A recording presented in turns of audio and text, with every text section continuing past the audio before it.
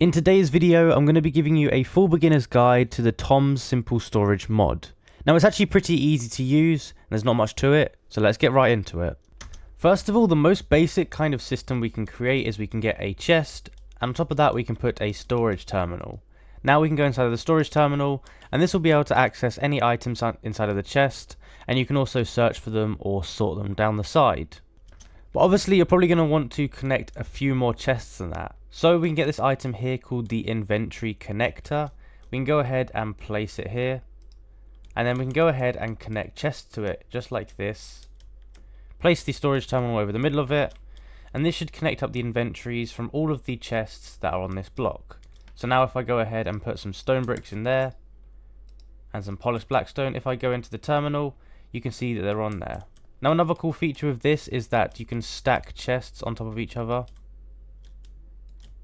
Just like this. And any items in those chests there are also going to be displayed inside of the terminal, and you can keep stacking them up. So that's the first very simple way to go ahead and build yourself a storage system. Now let's say that we want to connect some chests that aren't directly next to the block here. What we can do is we can go ahead and we can use this block here, which is an inventory cable connector.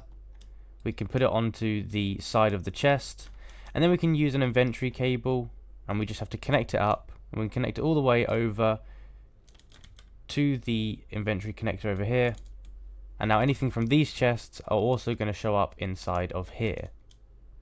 So that's just a pretty cool way that you can extend the storage.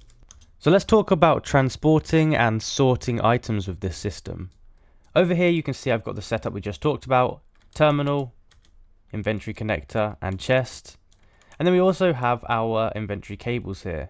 But the item that we have here is called a basic inventory hopper, and this is going to pull items out of this chest, and it's going to send it through the system and put it in the system here.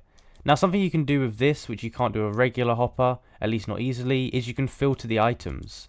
So what you can do is you can go up to it with a specific item in your hand, right click it, and that's going to go ahead and filter that item.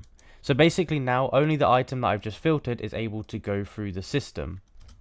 So if I put 2 stacks in there, you're going to see that the bamboo is not going to go down, only the stone bricks will. And even if I swap the position, it's still going to filter out only the stone bricks. So this is very useful and has a ton of different uses. But what you can also do is you can get yourself an item filter here, which works in the same way, except it allows you to put multiple items in. So we can go into the item filter here, we can put stone bricks, we can put bamboo, then we can go ahead and apply it here, and this will now allow both of these types of blocks to go through. Now on the filter, make sure that you select it to reject matching or allow matching. Allow is going to allow the items to pass through, reject is going to not allow them to pass through. So now if I put it in here, I've put it on the allow setting, it's going to allow these items to go through into our system here. We can also use a different kind of filter called a tag item filter, and this allows you to put the item in here like this. And then you can select tags to do with it. So chests, we can either disable chests or allow chests. And chests that are wooden, we can either disable or allow. This is useful for things that have similar names, for example coal. This will allow you to do charcoal and coal all in one. But I can go ahead and add it, and this will now allow this to go through.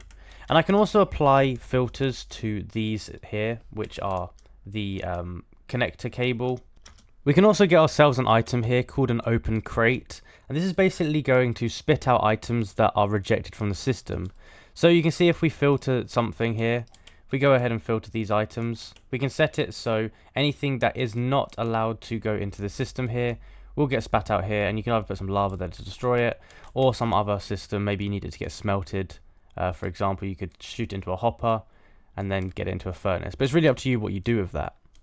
Now inside this mod there's a few types of wireless access or wireless terminals. The first one is just the basic wireless terminal, and the way this works is that if you point it towards the terminal block, it's going to go ahead and allow you to access it, but you have to be in a certain radius. So you can see if I go too far out it doesn't work. If I go here and it's selected, I can go ahead and use it. With the advanced wireless terminal, I'm able to go ahead and bind it by shifting, so crouching, and then right clicking on it. And this will bind it, meaning I can use it pretty much in any radius away from the terminal. So this one is a lot better for complete wireless use. Another cool item I want to show you is the framed inventory cable. This works in the same way as a normal inventory cable, but you can see it has a sort of cage around it. We can then go ahead and use a paint kit. We can shift right click on a block, so for example this one here, and then when we go ahead and right click over the block, it's going to change it into that block. Now this is very useful so that we can hide the cables nicely. The last item I want to show you is the inventory proxy. This will allow you to connect it to some kind of machine like a furnace, and it will allow you to connect cables to this block which also connect to the furnace. So it basically gives you additional inputs and outputs for the machine, which is useful if you have too many wires or too many things to go into the machine. And that's the mod. If you enjoyed it and found it useful, be sure to like and subscribe, and I'll see you in the next one.